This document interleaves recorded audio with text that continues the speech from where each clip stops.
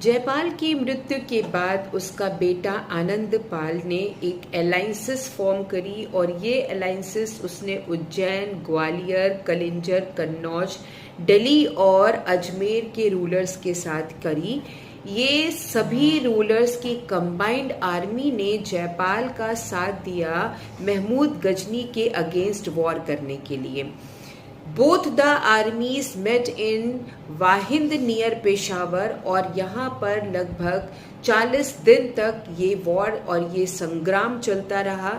ये कहा जाता है कि इस संग्राम में यहाँ की औरतों ने भी अपना बढ़ चढ़ करके साथ दिया। उन्होंने अपने सभी जेवरात और बचे हुए पैसे का, धन का इस्तेमाल करके इन्होंने इन सैनिकों के लिए अच्छे किस्म के हथियार भी उपलब्ध कराए इस बैटलफील्ड के लिए। और ये भी माना जाता है कि जो ये लार्ज फोर्स थी गजनी की, ये बहुत ही ज़्यादा ह्यूमिलेट हुई और जयपाल इस युद्ध में जीतने ही वाले थे। लेकिन इस युद्ध में जीतने के लिए जयपाल के पास पर्याप्त मात्रा में वेपन्स थे।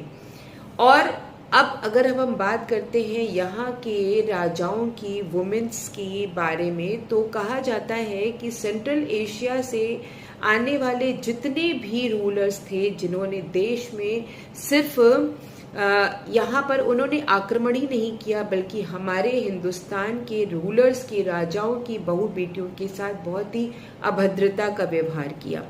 इसलिए ये राजपूतानियों ने महमूद गजनी के खिलाफ अपने रूलर्स का साथ दिया और वो नहीं चाहती थी कि ये सभी हिंदुस्तान में आ करके अपना अधिकार जमा पाए। कहते हैं इतनी बड़ी सेना को देखकर महमूद ऑफ गजनी बहुत ही डर गया था और वो ये बाजी हारने वाला था।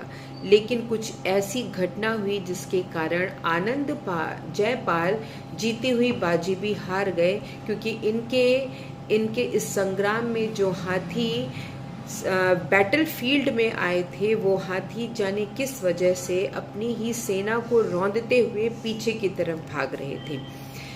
हाथियों के इस तरीके से बैटलफील्ड से भागने की वजह से इनके जो सैनिक थे बैटलफील्ड के, उनका भी हौसला पस्त हुआ और उन्होंने भी अपना पलायन ले लिया। तो कहा जाता है कि महमूद गजनवी ये वॉर हारते हुए भी जीत गए और जयपाल ये वॉर जीतते हुए भी हार गए। कहा जाता है कि इस वॉर ने महमूद ऑफ गजनी को बहुत ही इंस्पिरेशन दिया और